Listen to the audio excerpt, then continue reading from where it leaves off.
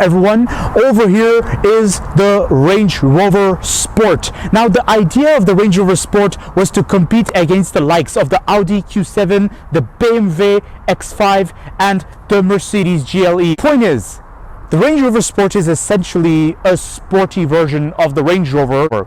I'm a big fan of the Range Rover, guys, but I never completely understood the philosophy of the Range Rover Sport, more like I never agreed with the philosophy of the Range Rover Sport. The reason why I say I don't understand the philosophy is because, you see, the thing is, sportiness and Range Rover, there's something that just never combines together, guys, because when it comes to the German competitors, they do it better. BMW and Audi, they do really nice SUVs with sport kits to them, right? But when Range Rover tries that, it seems a bit odd, guys. The thing to note about this Range Rover Sport is that it does cost 120,000 euros. Talking about the premium segment, it is not easy to discuss about value for money, but we do have expectations nonetheless, everyone. This is the aspect I personally was not really a fan of. Why would you need red calipers for a Range Rover? Now, it is of selective taste. I personally don't like it, but it can be appealing, guys. Now the back is also what has seen the most changes, guys. It's all simple, guys, and you get actual exhausts, nothing pretentious. Here are a number of advantages of this Range Rover Sport. I'll get a keyless entry on all 4 door handles, and another advantage is the length of this door is quite long, that it prevents the mud from making contact with this part of the interior all the way down there, guys. So you know what, on a muddy day you're all set. 360-degree parking cameras, guys, and you also do get blind spot monitoring. It's not all pink roses, guys. There are some problems we're going to address. First problem I'd like to address is these are not actual air vents. The Range Rover Sport looks amazing by design, guys, but then why do you have this flap right here, this mud flap? I feel like this mud flap is a bit too much, but for its size I feel like the reverse lights should be up here so that it's visible to other road users. Why does Range Rover put them all the way down there? The seating is very squidgy. In fact, a few times I thought I was going to sink into the seat. Now, despite its price tag, there's no soft close, guys. So I have to do it myself. And the door handle is all the way there, so it's a bit difficult to pull. There. It's good. Now, so the overall feel in this Range Rover Sport is very interesting. Compared to the big Range Rover, which is my favorite, I feel like there is it's a bit closer, like everything seems a bit closer, guys. The window is a bit narrower, guys, compared to the big Range Rover. So over here, guys, the center, as I was saying, very busy. Otherwise, it's quite pleasant, guys. I like the presentation of equipment. So, like the Range Rover, lots of space, guys. There we go. I like the trim as well. I'm not a fan of the piano black. If I had the choice, I would go straight for wood. You get a lot of space right here. It almost has this food truck effect. Food truck effect is a term I invented to say that there's a big gap between the door, the driver door, and the driver's seat. I find this gap a bit unnecessary, guys. Infotainment system is easy to use, guys. It's quite nice. So navigation and everything. Car profile. It's very soft, guys. I really like the feel of it. So let's test its maneuverability. Now, make no mistakes, this car does not have an all-wheel turn. So doing a U-turn with this car was quite a hassle. I'm going to show you all in a moment what I'm talking about. So let's try a 360-degree turn.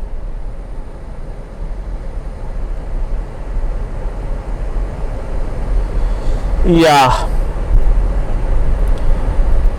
Okay. To my surprise, this car is very maneuverable, but I'm under the impression the turning radius is not as good as that of the Range Rover, which I had a chance to drive, guys. It's time to accelerate from 0 to 50 kilometers per hour, guys. So both hands on the steering wheel, but be wary, guys, of the accelerator. It can be jumpy.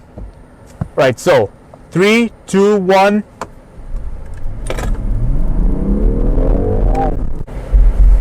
Alright, guys, let me try something again, because apparently there's quite a lot of lag, guys. It's a bit more laggy than the Range Rover itself.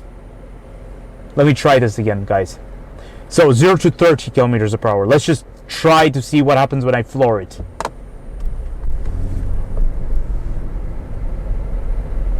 Yeah, every time I floor it For a nanosecond, there's a lag. It's almost as if the Range Rover is processing my actions, and then suddenly it screams and it accelerates. It kind of reminds me of my experience with Honda cars, to be honest. It's like wine. Drink it slowly and appreciate it. So, push the pedal slowly, guys. Appreciate how quiet it is, because don't forget, this is a hybrid. So, well, at slow speed, at walking pace almost, you don't hear the engine. Alright? Now let's see what it's like to do an emergency brake. 1, 2, 3.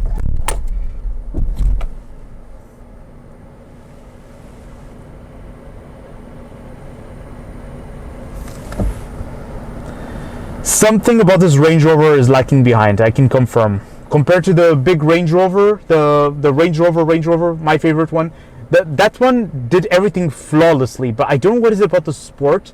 It seems a bit like one step behind, guys. Let me try something again. 1, 2, 3. Alright. Alright. Okay. And then we stop. It's struggling, and along with that struggle, I'm hearing quite a good amount of noise, guys. I noticed something a bit strange as well. Even if I'm very gentle with this Range Rover, because you see, my philosophy of Range Rover is that you have to be gentle with them in order to appreciate them.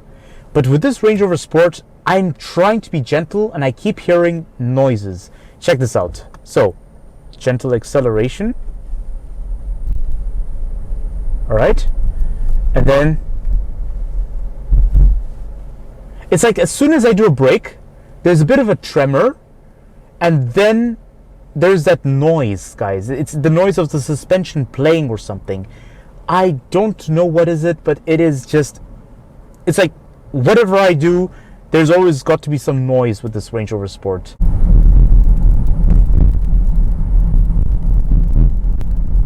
Now, speaking of indicators, guys, the indicator has this really soft sound to it. It's quite pleasant. There's some good news, guys. Whenever you brake, it charges the battery of the hybrid technology. This is so cool. I like that.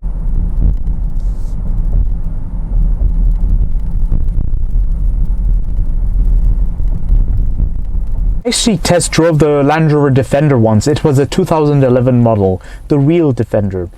And now, whenever I sit in a Range Rover, whether it's the Range Rover Sport or Range Rover, the big one, which is my favorite, I feel like it's kind of got some relations with the Defender. It's got some connections to the Defender, if you know what I'm saying, guys. It's like how everything feels cocooned to you. Everything feels closer to you. That's the primary aspect that separates it from the German competitors, because the German competitors only entered thanks to competition. Range Rover was born from this. Idle, and whenever I open the door, the car is off, the suspension plays. Just like the Range Rover itself, guys. How pleasant is that? So instead of having to struggle when climbing out of an SUV, in Range Rovers, you don't need to struggle at all. So easy.